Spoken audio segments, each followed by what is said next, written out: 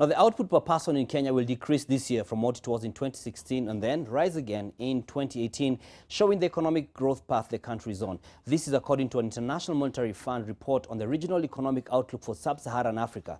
Now, let's look at some of the highlights in the context of percentage of gross domestic product. Now, first and foremost, per capita growth is going to be 2.4% in 2017, which is a drop from 3.1%, but in 2018 will jump to 2.9%, still below 2016. The gross national savings as a percentage of GDP this year will go down from 14.6% to 12.3%.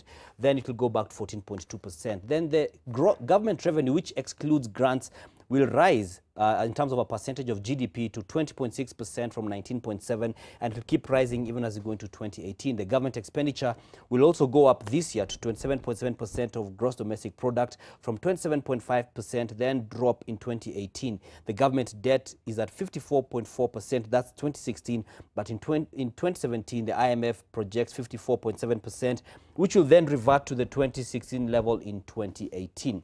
Now, moving on to the next page now, Kenya.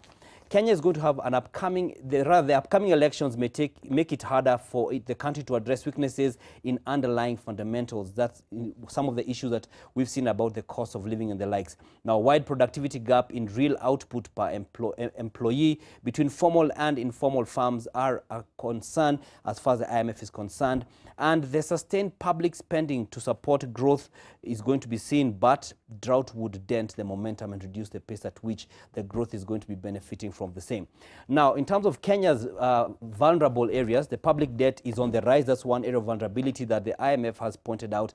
The increased borrowing costs is also another point of concern. And another one is increasing non-performing loans in the banking sector, which we saw last year, especially having an impact on the figures that were reported by banks in terms of profitability and their performance at large.